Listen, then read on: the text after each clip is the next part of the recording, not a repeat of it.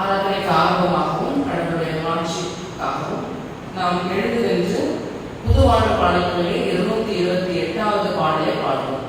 புதுவாழ்வு பாடல்கள் 228. தொல்லை கஷ்டங்கள் சூழ்ந்திடும் துன்பம் துக்கம் வரும், காக்கும் வல்ல மீட்பர் உங்களுக்கு காத்திடுவார் என்றுமே.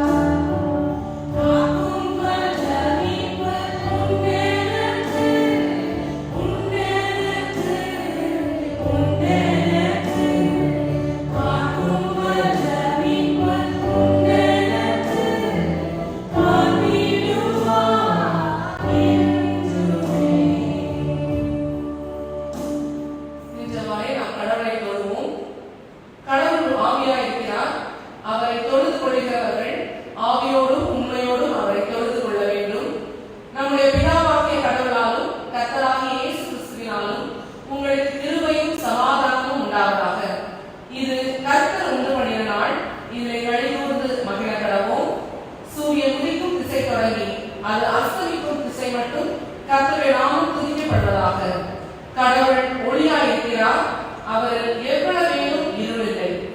அவர் ஒளியில் இருக்கிறது போல நாமும் ஒளியிலே நடந்தால் ஒருவரோடொருவர் ஐக்கியப்பட்டிருப்போம். அவருடைய குமாரனாகிய இயேசு கிறிஸ்துவின் ரத்தம் சகல பாவங்களை நீக்கி நம்மை சுத்திகரிக்கும். திரியேக கடவுளை போற்றுவோம். எங்கள் தந்தையாம் கடவுளே, உமது வல்லமையாலும் ஞானத்தாலும் எல்லாவற்றையும் படைத்து உமது குமாரனை எங்கள் இரட்சகராக தரும்படி உலகத்தில் அன்பு கூர்ந்தீரே, உம்மை போற்றுகிறோம். குமாரனாம் கடவுளே, பாவத்தை தவிர்த்து எல்லாவற்றிலும் எங்களை போல் மனிதராகி எங்கள் பாவங்களுக்காக ஒப்புக் கொடுக்கப்பட்டு எங்கள் நீதிக்காக உயிர் திரும்பியவரே, உம்மை போற்றுகிறோம். பரிசுத்த ஆவியானவராக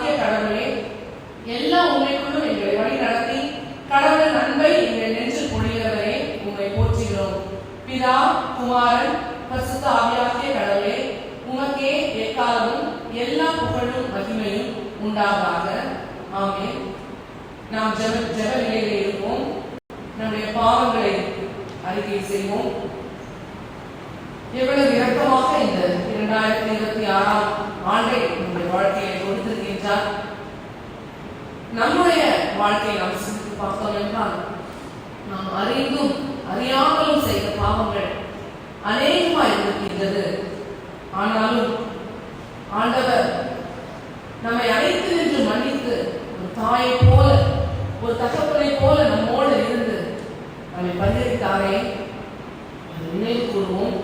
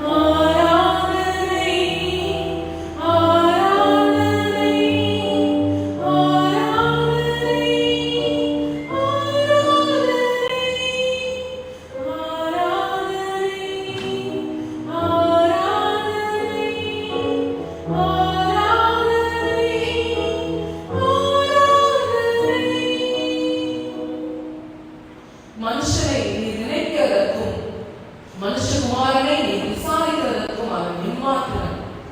நீர் அவனை தேவதூதரிலும் சற்று சிறியவனாக்கினீர். மகிமையினாலும் கனத்தினாலும் அவனை முடிசூட்டினீர். சங்கீதக்காரர் சொன்னது போல, தேவன் நீதியுள்ள நியாயாதிபதி. அவர் நாள்தோறும் பாவிகளின் மேல் சினம் கொள்ளுகிற தேவன். அவர் மனம் திரும்பாவிட்டால் அவர் தம்முடைய பட்டயத்தை கருத்தாக்குகிறார். அவர் தம்முடைய வில்லை நாணேற்றி அதை ஆயத்தப்படுத்துகிறார். கர்த்தாவே, உம்முடைய கோபத்திலே என்னை கடிந்து கொள்ளாதேயும், உம்முடைய உக்கிரத்திலே என்னை கண்டியாதேயும். என்னே இரக்கமாயிரும் கர்த்தாவே. நான் பலனற்று போனேன். என்னை குணமாக்கும் கர்த்தாவே, என் எலும்புகள் நடுங்குகின்றன. என் ஆத்மா மிகவும் வியாகுலப்படுகிறது. கர்த்தாவே, எதுவரைக்கும் இறக்காதிருப்பேன்?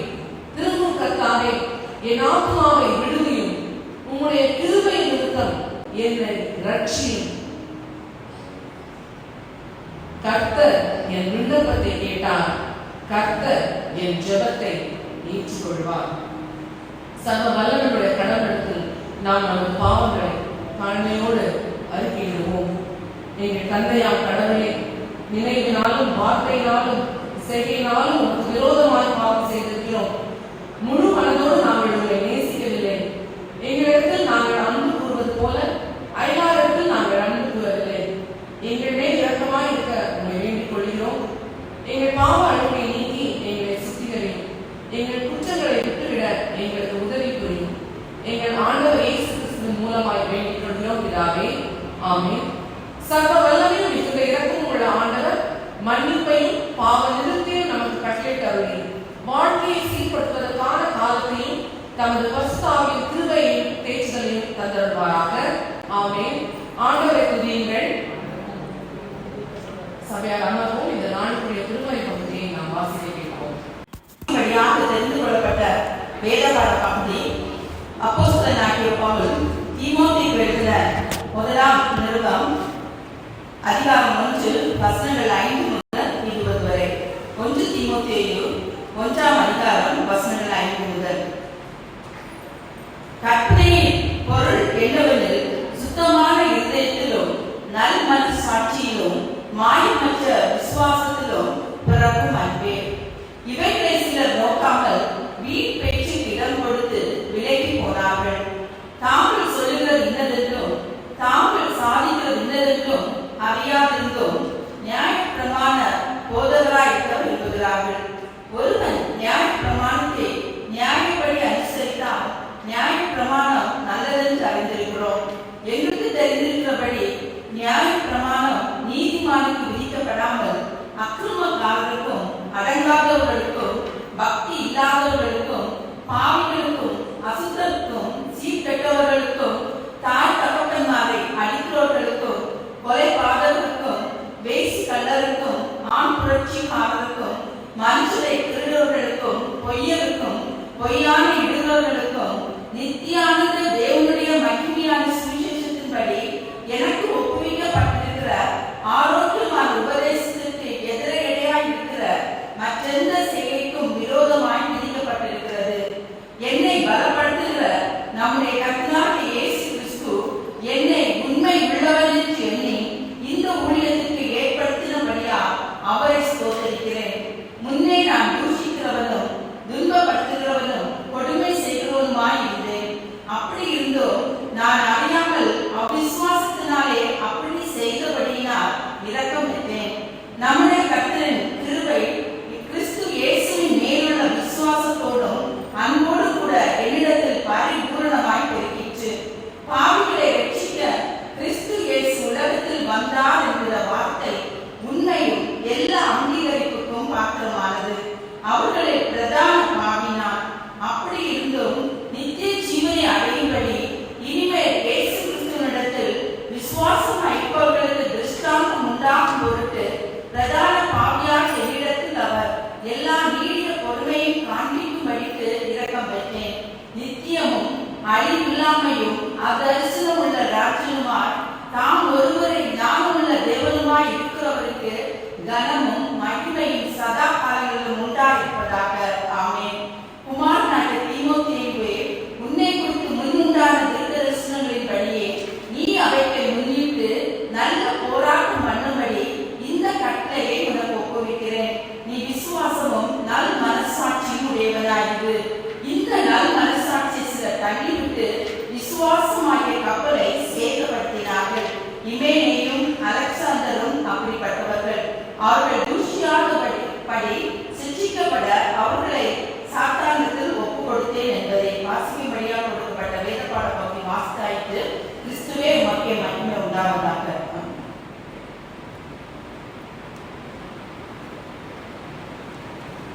கண்களை மூடி இறைவை அடைகிறது.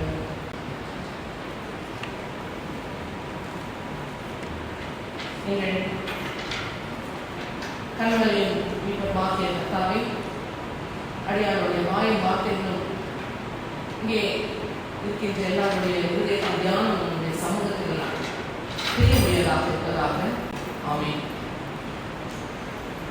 அன்பார்ந்த இறைமக்களே, நாம் அனைவரும் கடவுளின் பெரும் கிருபையினால் ஆண்டவராகிய இயேசு கிறிஸ்துவின் ரட்சிப்பினால் ஆவிக்குரிய மக்களாக வாழ்ந்து கொண்டிருக்கின்றோம். பல மனித குணங்கள் நமக்குள்ளாக இருந்தாலும் நாம் ஆவிக்குரிய வாழ்க்கைக்கு முக்கியத்துவம் கொடுத்து நாம் அதில் பலப்பட முயற்சி செய்து கொண்டிருக்கின்றோம். அதனால ஆசீர்வதித்திருக்கிறார் என்று நம்புகிறோம். அது எந்த விதமான ஐயப்பாடும் இல்லை. இப்பேற்பட்ட மனித குணத்தை தாண்டிய ஆவிக்குரிய வாழ்க்கையின் அனுபவம் எப்படிப்பட்டதாக இருக்க வேண்டும் என்றுதான் பவுல் அடிகளார் தீமோத்தேயுவுக்கு எழுதும் பொழுது கூறுகின்றதை நாம் அங்கே பார்க்கின்றோம். தீமோத்தேயு என்பவர் ஒரு இள வாலிபனாக இருக்கின்றார். அந்த வாலிபர் எபேசு திருச்சபையிலே ஊழியக்காரனாகவும் இருக்கின்றார். அவர் ஊழியம் செய்யும் பொழுது அந்த திருச்சபையை அவர் வழிநடத்த வேண்டும். அங்கே இருக்கின்ற அனைத்து மக்களையும் ஆவிக்குரிய வாழ்க்கையை பலப்படுத்தும்படியாக அவர்களை வழிநடத்த வேண்டும். பொய் போதனைகளை விட்டு விலகும்படி அவர்களை அவர் எச்சரிக்க வேண்டும். தானே அதை விழுந்துடாதபடி தன்னைத்தானே காத்துக் கொள்ள வேண்டும்.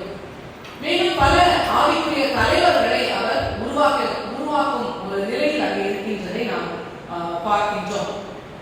ஊழியக்காரர்கள் பண்பை அவர் பத்திரமாக பார்த்துக் கொள்ள வேண்டும். அவருடைய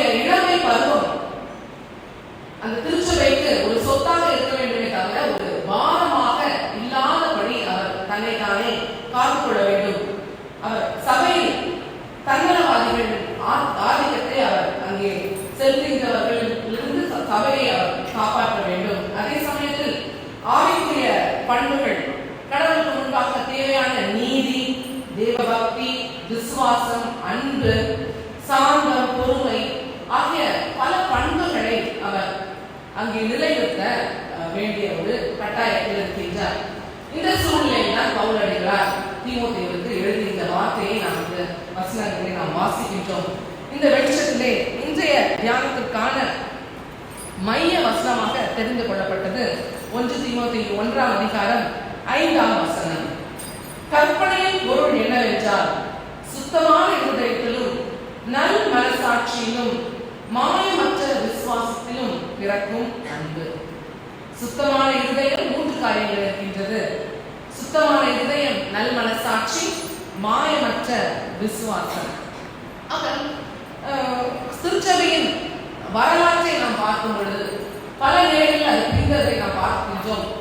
அல்லது தற்போது இருக்கிற திருச்சபை சூழ்நிலையை பார்க்கும் பொழுது கூட நாம் திருச்சபையிலே ஒரு விதமான ஆவிக்குரிய அவசர நிலை, ஸ்பிரிச்சுவல் எமர்ஜென்சி இருக்கின்றதை நாம் பார்க்க முடிகின்றது. இந்த சூழ்நிலையில் எது நம்முடைய ஆத்மாவுக்கு ஒரு திசை காட்டியாக இருக்க வேண்டும் என்று பார்த்தோம் என்றால், பவுல் சொல்லுகின்ற இந்த 3 நற்பண்புகள் தான். எபிரேயர் 10ஆம் அதிகாரம் 22ஆம் வசனத்தை வாசிப்போம். பவுலடிகளார் எபிரேயர் எழுதும் பொழுது இந்த கருத்தை அவர் சொல்லுகின்றார். 10ஆம் அதிகாரம் 22ஆம் வசனம். துர்மனசாட்சி நீங்க தெளிக்கப்பட்ட இருதயம் உள்ளவர்களாயும் சுத்த ஜலத்தால் கழுவப்பட்ட சரீரம் உள்ளவர்களாயும் உண்மையுள்ள இருதயத்தோடும் விசுவாசத்தின் பூரண நிச்சயத்தோடும் சேரக்கடவும். ஆக துர்மனசாட்சி நீங்க தெளிக்கப்பட்ட இருதயம் உள்ளவர்களாக, சுத்த இருதயம் உள்ளவர்களாக இருக்க வேண்டும் என்று பவுல் அடிகளார் அனைத்து திருச்சபைகளுக்கும் எழுதுகின்றதை நாம் பார்க்கின்றோம். சுத்த இருதயம் என்றால் என்ன? இருதயம் என்பதுதான் ஒரு சோர்ஸ். அதுதான் எண்ணங்கள், விருப்பங்கள் அனைத்தும் உருவாக்கும் இடம். அதுதான் எண்ணங்கள் பிறப்பிடமாக இருக்கின்றது. இந்த பிறப்பிடமாக இருக்கின்ற இருதயம் சுத்தமானதாக இருந்தால்தான், இப்படிப்பட்டதான இருதயம் பிளவுபடாதபடி இருந்தால்தான், அதில் எந்த விதமான சுயநலமும் வஞ்சகமும் இல்லாமல் இருந்தால்தான் அங்கிருந்து வரும் எண்ணங்களும் நேர்மையானதாக இருக்கும். அப்பொழுதுதான் கடவுளுடைய மகிமையை மட்டுமே தேட வேண்டும் என்கின்ற ஒரு நோக்கு அங்கே உருவாகும். இதன் மேற்படிதான் மனசாட்சி. நாம் செய்கின்ற ஒரு செயல் நல்லதா அல்லது தீமையா என்பதை சுட்டி காட்டுகின்ற ஒரு மனநிலைதான் மனசாட்சி. நம்முடைய சிந்தனைகள் சரியானதா தவறானதா என்று தீர்மானிக்கின்ற ஆற்றல் பெற்றதுதான் இந்த மனசாட்சி.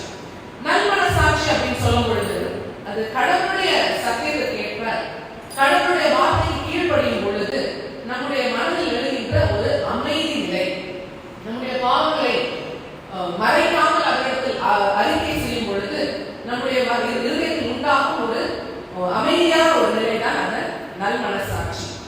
இவ்விரண்டையும் நாம் சீராக வழிநடத்தும் பொழுதுதான் நம்முடைய கிரியைகளிலே மாயமற்ற விசுவாசம் வெளிப்படுகின்றதை நாம் உணர முடியும்.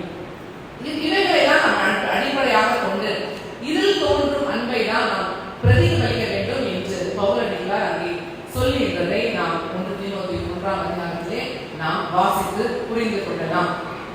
இந்த வாரத்தில் தினசரி வாசிப்பில் எஸ்தர் புஸ்தகம் இருப்பதுதான் அதற்கு அதன் கதாபாத்திரங்களாக எஸ்தர், மொர்தெகாய், ஆமான் இவர்களுடைய வாழ்க்கையும் இந்த பகுதியை நாம் நினைத்து பார்ப்போம்.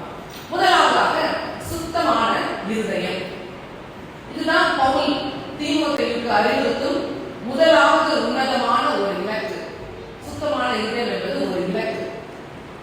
நீதிமொழிகள் 4ஆம் அதிகாரம் 23ஆம் வசனத்தை நம்ம வாசிக்கும் பொழுது அங்கே சாலமோன் ஞானி எழுதுகின்றார், எல்லாவற்றுக்கும் மேலாக உன் இருதயத்தை காத்துக்கொள், ஏனென்றால் அதிலிருந்துதான் ஜீவ ஊற்று புறப்படும் என்று. ஆக நம்முடைய இருதயம் என்பது அதுதான் ஜீவ ஊற்று போன்றது. ஒரு நல்ல ஊற்றாக இருந்தால் அதிலிருந்து நல்ல தண்ணீர் வரும். ஒரு கெட்டு போன ஊற்றாக இருந்தால் அதிலிருந்து ஒரு நல்ல தண்ணீரை நாம்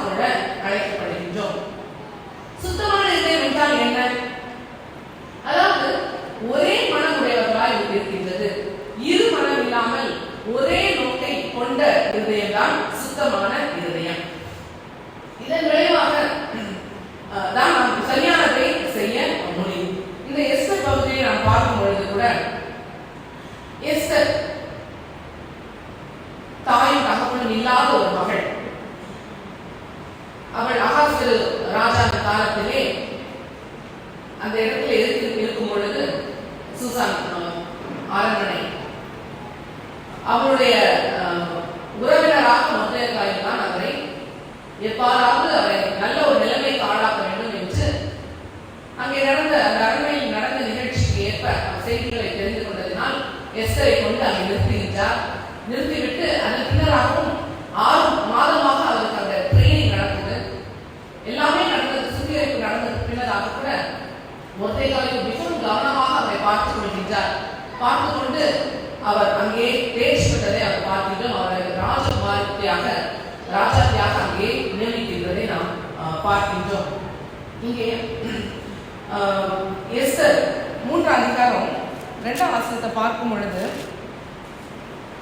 ஆகையால் ராஜாவின் அரண்மனை வாசலில் இருக்கிற ராஜாவின் ஊழியக்காரர் எல்லாரும் ஆமானை வணங்கி நமஸ்கரித்து வந்தார்கள். அவனுக்கு இப்படி செய்ய வேண்டும் என்று ராஜா கட்டளையிட்டிருந்தான். ஆனாலும் மொர்தெகாய் அவனை வணங்கவும் இல்லை, நமஸ்கரிக்கவும் இல்லை. இப்படிப்பட்டதான மொர்தெகாய்க்கு அங்கே ஒரு சோதனை வருகின்றது. அவர் நல்ல உள்ளம் கொண்டு எஸ்தரை அவர் உருவாக்குகின்றார். ஆனால் ஆமான் அங்கே ராஜாவின் மோதிரத்தை கொண்ட ஒரு ஆமான் மொர்தெகாயை ஒரு தேவையில்லாத காரணத்திற்காக அவரை பழி தீர்க்க வேண்டும் என்று அங்கே சதி தீர்த்துகின்றார். ஆனால் இந்த ஆமானுடைய மனநிலைமை சுத்தமற்றதாக இருந்தது. திருப்தி அடையாத ஒரு இருதயமாக இருக்கின்றது. நாம் பிற்பகுதியில் கூட பார்ப்போம், ஆமானுக்கு அனைத்து செல்வம் இருக்கின்றது, செல்வாக்கு இருக்கின்றது, சந்ததி இருக்கின்றது, உயரிய பதவி இருக்கின்றது, ராஜாவுடைய முத்திரை மோதிரமே அவருடைய கையில் தான் இருந்தது.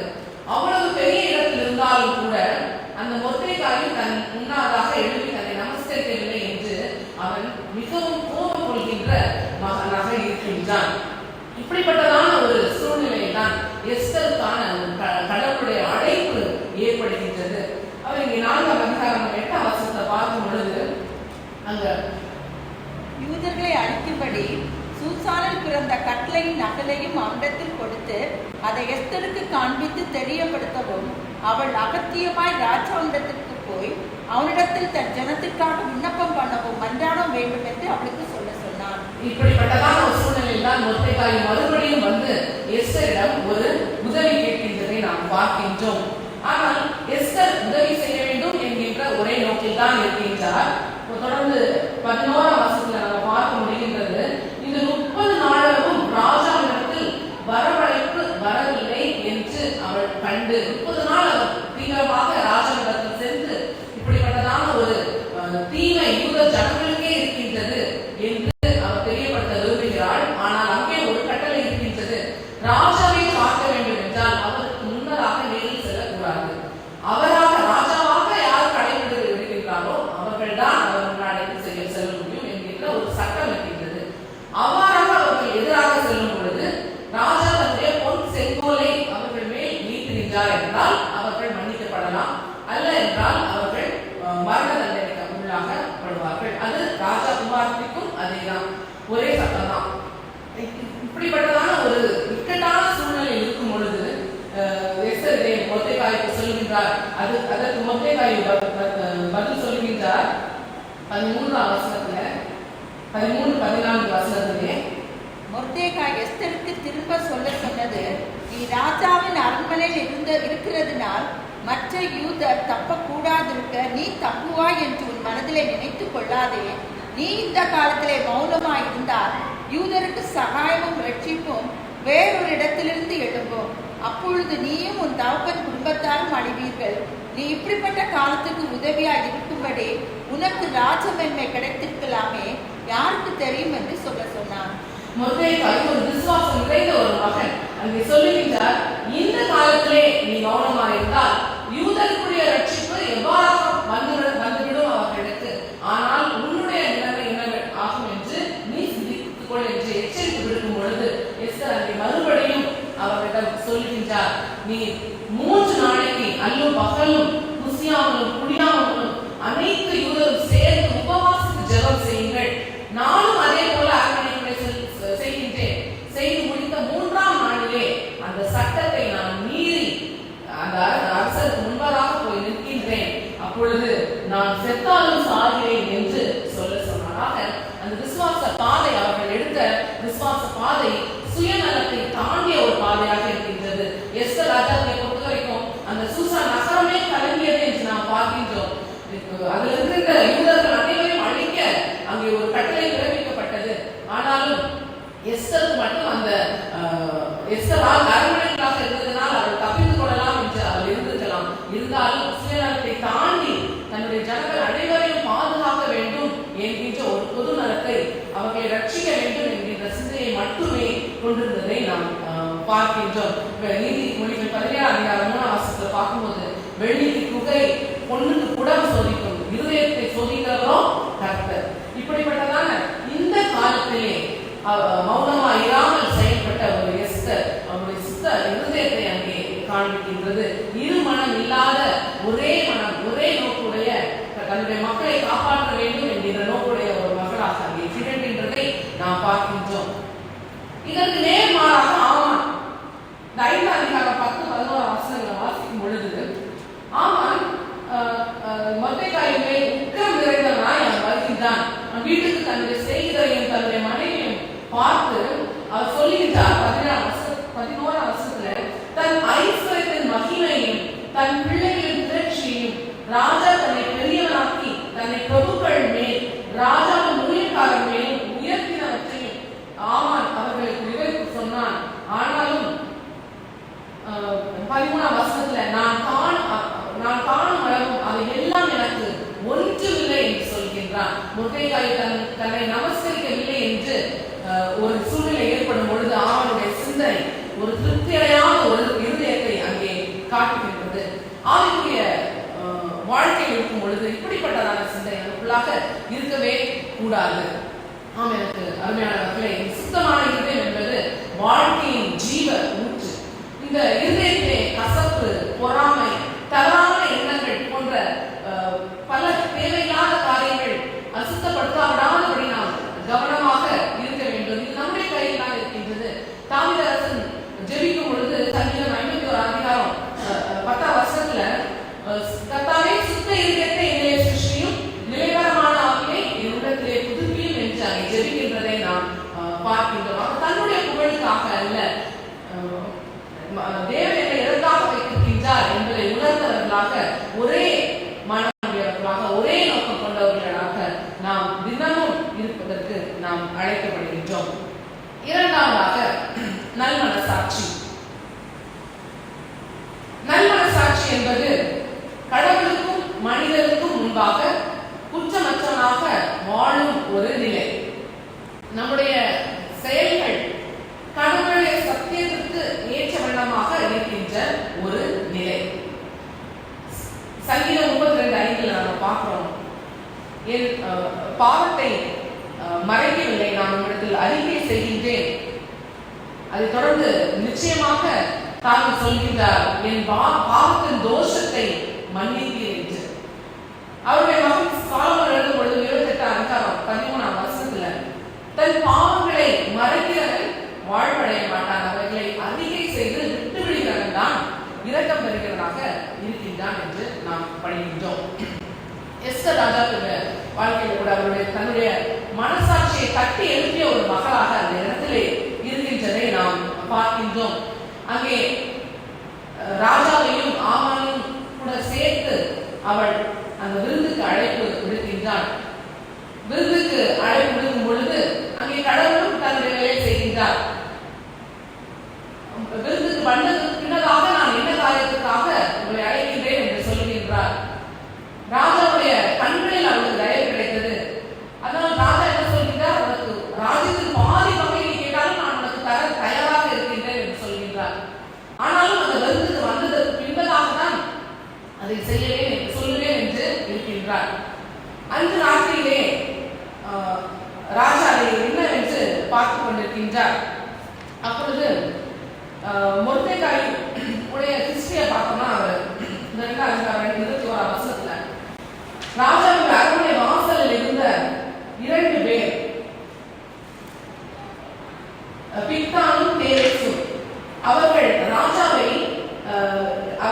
ராஜாவின் மேல் கை போட வகை தேர்ந்தவர்களாக இருந்தார்கள்.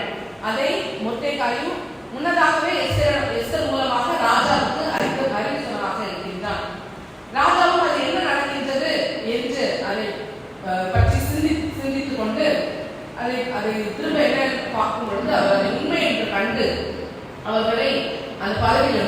விட்டார். அதுதான் இந்த ராத்திரியிலே அவர் யோசிக்கிறார். 6:2 மறுபடியும் அதேதான் நடக்குது. அவர் வாசிக்க கேட்கின்றார். அப்பொழுது ராஜாவுக்கு ஞாபகம் வருகின்றது, ஒரு காலத்துல மொர்தெகாய் நமக்கு உதவி செய்திருக்கின்றான், அவருக்கு நாம் ஏதாவது செய்திருக்கின்றோமா என்று அவர் அங்கே யோசித்துக் கொண்டிருக்கின்றார். அப்பொழுதுதான் மொர்தெகாயும் அங்கே வர நினைக்கின்றதை நாம் பார்க்கின்றோம். அந்த விருந்துக்கு வந்திருக்கும் பொழுது எஸ்தர் ராஜாவிடம் கேட்கின்றார். 7ஆம் அதிகாரம் 4ஆம் வசனம் அந்த இடத்துல பார்க்கின்றார். 2ஆம் நாளிலே ராஜாத்தியாகிய எஸ்தர், ராஜாவே உடைய கண்ணில் கிருபை கிடைத்தது, ராஜாவுக்கு சுத்தமா இருந்தால் என் வேண்டுதலுக்கு என் ஜீவனும் என் மன்றாட்டுக்கு என் ஜனங்களும் எனக்கு கட்டளையிடப்படுவதாக. எங்களை அழைத்து அழித்து கொன்று நிர்மூலமாக்கும்படி நானும் என் ஜனங்களும் விற்கப்பட்டோம், அடிமைகளாகவும் வெள்ளாட்டிகளாகவும் விற்கப்பட்டு போனாலும் நான் கௌரவமாயிருப்பேன். இப்பொழுதோ ராஜாவுக்கு உண்டாகும் நஷ்டத்துக்கு அந்த சத்துரு உத்தரவாதம் பண்ண முடியாது என்று அவனுடைய விண்ணப்பத்தை அங்கு வைக்கின்றார். ராஜாவும் மிகவும் கோபம் அடைகின்றார். அந்த 7ஆம் வசனத்தை பார்க்கும்போது ராஜா உத்தரத்தோட அந்த பந்தியை விட்டு எழுப்பி வெளியே செல்கின்றார்.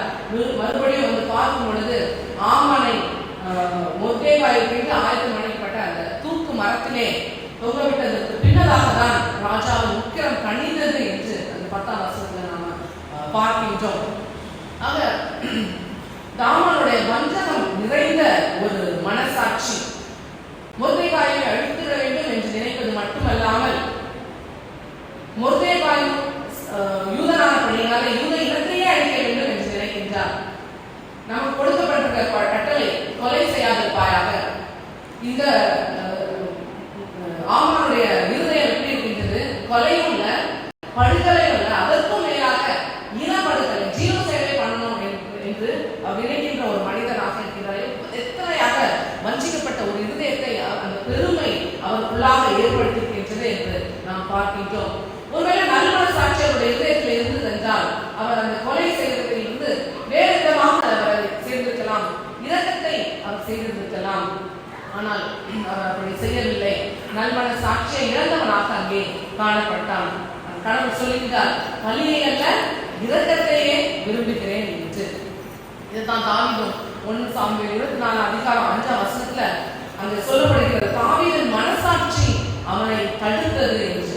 தன்னுடைய மனசாட்சி நல்மனசாட்சியாக வைத்துக் கொண்ட தாவீதை நாம் அங்கே பார்க்கின்றோம். ஆகவேதான் சவுலை கொலை செய்ய ஒரு பலவானாக இருக்கும் பொழுது கூட சவுல் கடவுளால் அபிஷேகம் பண்ணப்பட்டவர் என்று அவரை கொலை செய்யாமல், அவர் மீது கை போடாமல் அவருடைய வஸ்திர தொங்கத்தின் ஓரத்தை மட்டுமே அவர் வெட்டுகின்றதை நாம் பார்க்கின்றோம். தன்னுடைய பாவங்களை மறைக்கிறவன் வாழ்வடைய மாட்டான். அவைகளை அறிக்கை செய்து விட்டு விடுகிறவனோ நிச்சயமாக இரக்கத்தை பெருக்குகிறார். 3ஆவதாக மாயமற்ற விசுவாசத்தினால் பிறக்கும் அன்பு. மாயமற்ற விசுவாசம் சொல்லும் பொழுது வெறும் வார்த்தையோடு இல்லாமல் செய்கையை காட்டும் ஒரு விசுவாசம் தான் உண்மையான ஒரு நம்பிக்கையினால் செயல்படுவது. இந்த எஸ்தர் ராஜாத்தியும் வாழ்க்கையை பார்க்கும் பொழுது கூட, அந்த சட்டத்தை மீறும் பொழுது கூட உபவாசம் செய்து கடவுளை நம்பி அவரை சார்ந்திருந்துதான் அந்த இக்கட்டான சூழ்நிலையை விடுபட்டதை நாம் பார்க்கின்றோம். இந்த உபவாசம் செய்வது நான் செய்திருப்பேன் என்று நினைக்காமல் உதவி வருவது நிச்சயமாக கடவுளிடம் இருந்துதான் என்று நம்புகின்ற என்ற உணர்வு உடையவராக இருக்கின்ற ஒரு நிலை. ராஜாவை தன்னுடைய வசீகத்தினால் அவருடைய முடிவை நான் மாற்றி கொள்ள முடியாது என்கின்ற ஒரு நிலை, தன்னுடைய ரூபத்தை வைத்து நான் தன்னுடைய இலக்கை அடைந்து கொள்ள முடியும் என்கின்ற ஒரு நிலையை தவிர்த்து அவர் கடவுளை நம்பி நாம் அனைவரும் சேர்ந்து நாம் உபவாசிப்போம், கடவுளை சார்ந்தவரிடம் மன்றாடுவோம், மன்றாடி அந்த சட்டத்தை மீறும் பொழுது கடவுள் எனக்கு அந்த இடத்துல இறக்கம் அளிப்பார், எனக்கு உதவி செய்வார் என்கின்ற ஒரு பெரிய விசுவாச போராட்டத்தை போராடிய ஒரு பெண்மணியாக அங்கே காணப்படுகிறதை நாம் பார்க்கின்றோம். மொர்தெகாயை கொலை செய்ய வேண்டும் என்று ஆமான் அவருடைய மனைவியும் அவருடைய நண்பர்களும் அவருடைய வீட்டிலே வைத்து 50 அடி உயரத்துக்கு ஒரு தூக்கு மரம் செய்ய அதில் அவனை கொல்ல வேண்டும் என்று அவனை தூண்டுகின்றார்கள். ஆனால் நடக்கின்றது என்ன?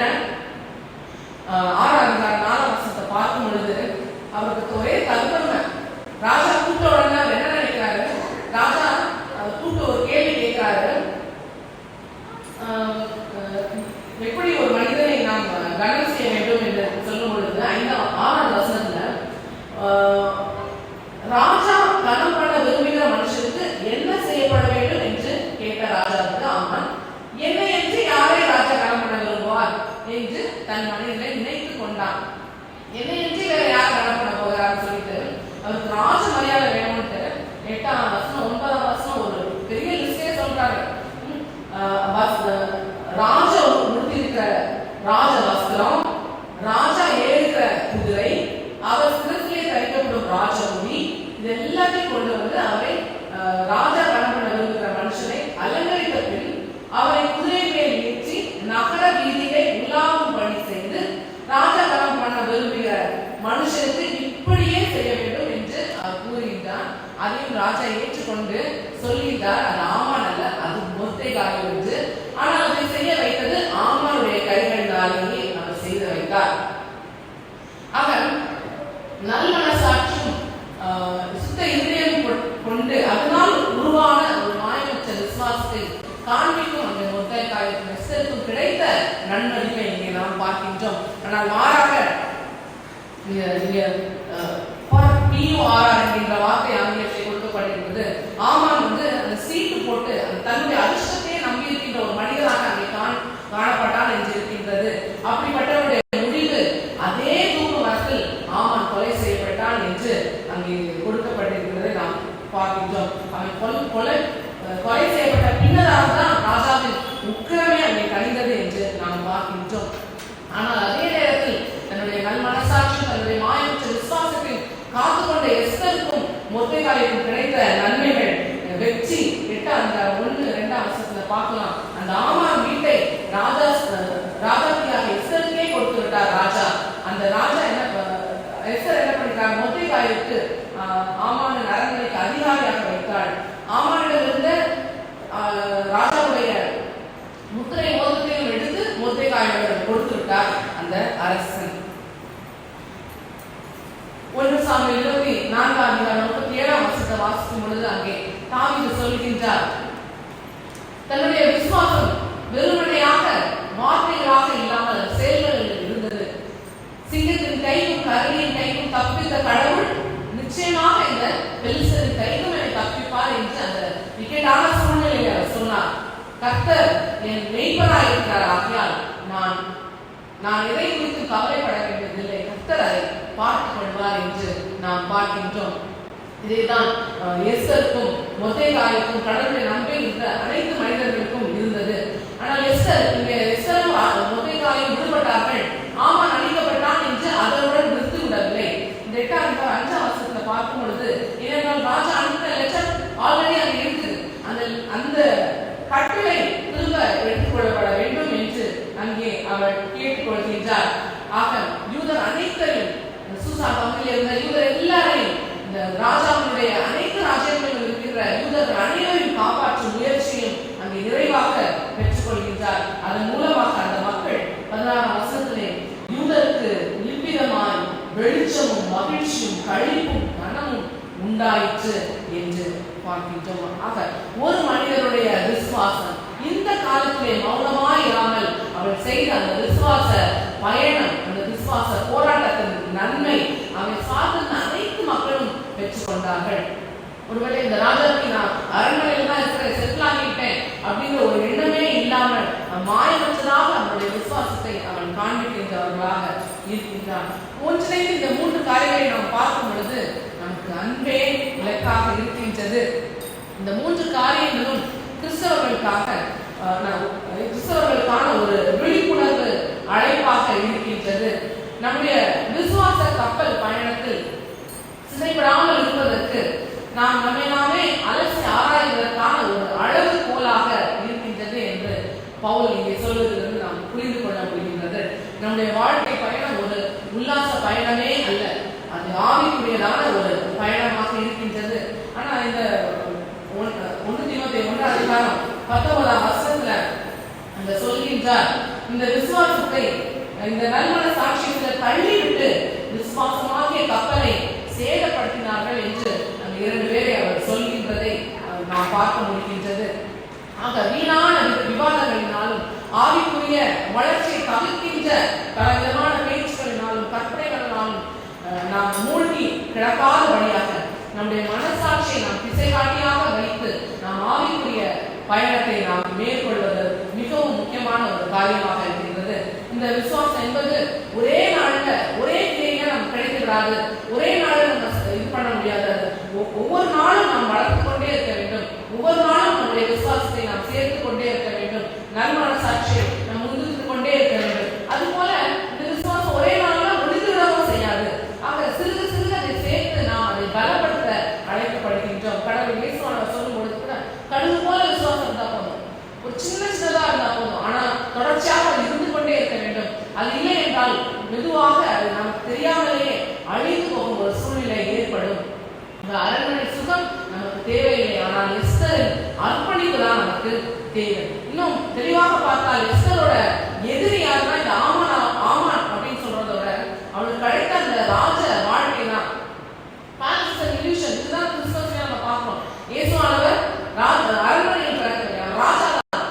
ஆனா ஒரு he was born in a manger because palace is an illusion, manger is the reality. அது என்ன மற்றவர்களுக்கு என்ன பலன் கிடைக்கும் என்கின்ற ஒரு விசுவாச வாழ்க்கை தான் நம் அனைவருக்கும் தேவையானதாக இருக்கின்றது. அன்பே வெட்டு, சுத்தமான இதயம், நல்மனசாட்சி, மாயமற்ற விசுவாசம், இவைகளால் பிறக்கும் ஒரு ஆவிக்குரிய மனிதனாக இருக்கும் பொழுதுதான் நாம் கடவுளுக்கு ஏற்புடையவராக இருக்க முடியும். கடைசியாக சங்கீதம் 91:9 நாம் எல்லா நாளும் சொல்கின்ற ஒரு காரியம்,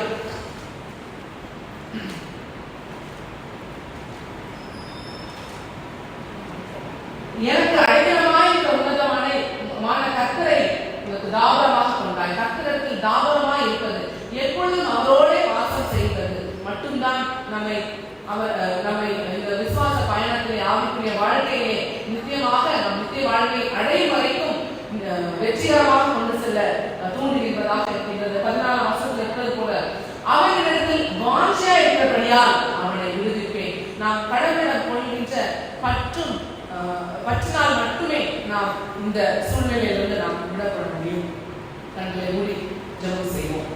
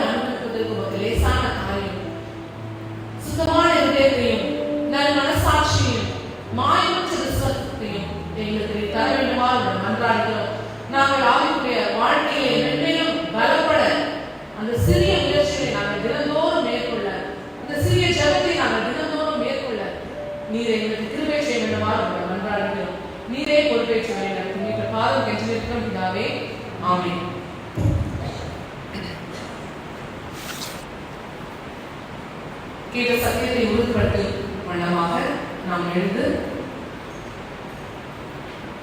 அப்போஸ்தலர் விசுவாச பிரமாணத்தை நாம் சொல்வோம். வானத்தில் பூமியை படைத்த சர்வ வல்லமையுள்ள பிதாவாகிய தேவனை விசுவாசித்தேன்.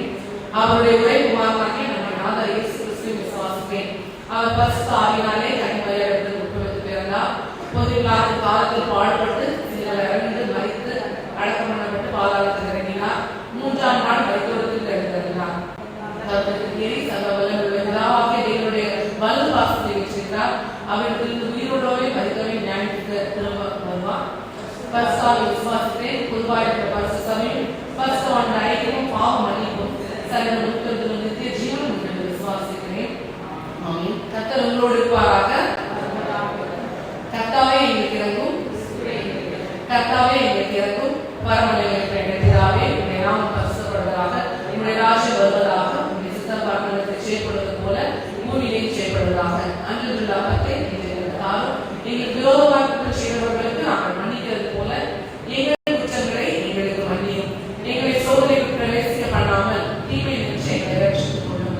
ராஜ்யமும் வல்லமையும் மகிமையும் என்றென்றைக்கும் உடையவைகளே. ஆமென். இப்பொழுது நாம் புதுவாழ்வு பாடல்களிலே 178வது பாடலை பாடுவோம்.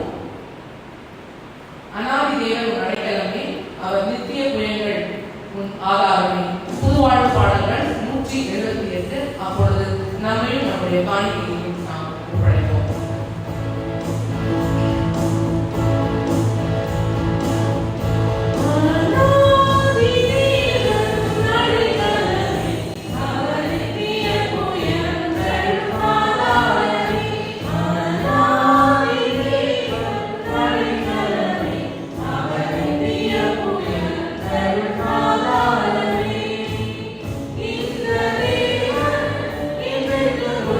Thank you.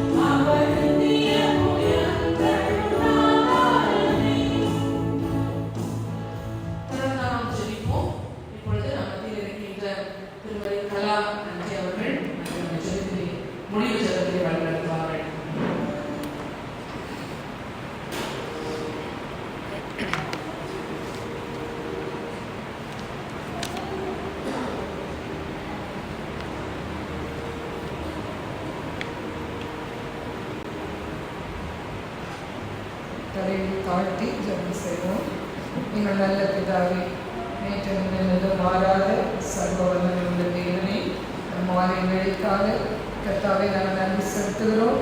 இந்த மாலை வேளையிலே நாங்கள் ஒரு திருச்சபை குடும்பமாக இந்த சமூகத்திலே வந்து நாங்கள் ஒரு சிலராய் தியானித்தாலும் தேவி எங்கள் மத்தியில் இருந்து இந்த நேரத்தில் எங்களுடைய இருதயங்களை தேவி எழுப்பி வைக்கிறதுக்காக நன்றி செலுத்துகிறோம். அப்பா, எங்களை நாங்களே தற்பரிசோதனை செய்து கொள்ளத்தக்கதான ஒரு சத்தியத்தை அருமையான மகள் மூலமாக நீ எங்களுக்கு கொடுத்தி கர்த்தாவை சுத்த இதயத்தை என்னை சிருஷ்டியும் நிலைவரமான ஆவியை என் உள்ளத்திலே ஊற்றிடும் என்று அப்பா சங்கீதக்காரன் சொல்கிற வண்ணமாக சுத்த இதயத்தை உடையவர்களாய் நீ கொடுத்த இந்த வாழ்க்கை பாதையை நாங்கள் கடந்து செல்கிறோமா என்று எங்களை சோதித்து பார்க்க கர்த்தர் இந்த நேரத்தில் எங்களை ஏவி எழுப்பினேன்.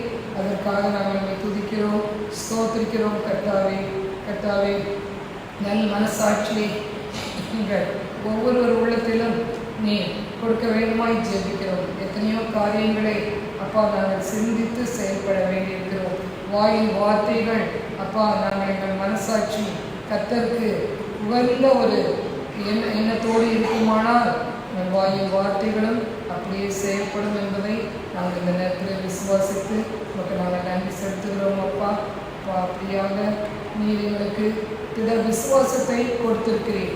கிறிஸ்தவ வாழ்க்கையே கிறிஸ்துவை பற்றி விசுவாசம். கர்த்தாவே, உண்மை உறுதியாய் பற்றி கொண்டிருக்கிற மனதை உடையவர், உண்மையே நம்பிக்கிறபடியால் இதனுடைய பூர்ண சமாதானத்தோடு காத்துக்கொள்ளும்.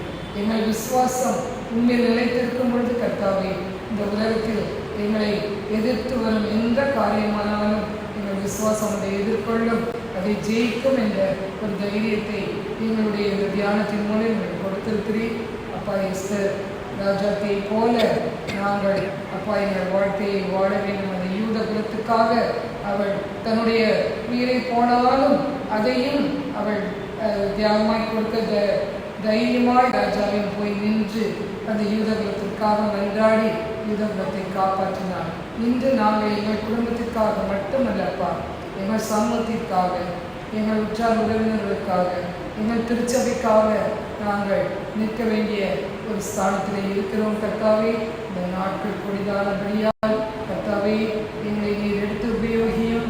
நாங்கள் விசுவாசத்தோடு காரியங்களை தொடர்ந்து செல்ல எங்கள் குடும்பங்களை மட்டுமல்ல, திருச்சபையை மட்டுமல்ல, முழு தேசத்தையும் நாங்கள் இந்த நாட்களில் பாதுகாக்க வேண்டியவர்களாக இருக்கிறோம். அதற்காக நாங்கள் செயல்படுகிறோமா என்று கர்த்தாவே இந்த வழியிலே நாங்கள் சோதித்தறிய கேள்வி செய்யும். இந்த வழியிலே வந்திருக்கிற அருமையான எங்கள் திருச்சபை மக்கள் ஒவ்வொருவரையும் ஆசீர்வதியும். அப்பா, இதயத்திலே என்னென்ன காரியங்களுக்காக அவர்களிடம் வேண்டுதல் செய்கிறார்களோ காரியங்களை வாய்க்கப்படும். அப்பா, திருச்சபையில் இருக்கிற மூத்த சகோதரிகளை நினைவு கூறுகிறோம். கர்த்தருடைய அழைப்பத்திலே எப்பொழுதும் அவர்களை வைத்துக் கொள்ள வேண்டுமா நாங்கள் மன்றாடுகிறோம். திருச்சபையின் வளர்ச்சிக்காக நாங்கள் ஜெபிக்கிறோம். கர்த்தாவை, மட்டுமாக இந்த திருச்சபையை வளர்த்து கொடுத்த தேவன் வருங்காலங்களிலும் கர்த்தாவை நீர் எங்களை குறித்து என்ன சித்தம் வைத்திருக்கிறீரோ அதன்படி எங்களை அழைத்து செல்ல வேண்டுமாய் ஜெபிக்கிறோம். இந்த வேளையில் எங்களை தாழ்த்தி ஒப்புக் கொடுக்கிறோம். சுவாமி, எங்கள் ஒவ்வொருவரோடும் வாரும். கர்த்தாவை, இதே வழியை நல்ல நித்திரை தாரும். நாங்கள் அயர்ந்து நித்திரை செய்து காலமே எழுந்து ஸ்தோத்தரித்து எங்கள் கடமைகளுக்குள் செல்லத்தக்கதான கிருபையை கொடுக்க வேண்டுமாய் கர்த்தரின் மீட்புமாகிய இயேசு கிறிஸ்துவின் மூலம் ஜெபிக்கிறோம். ஜீவனுள்ள நல்ல பிதாவே, ஆமென்.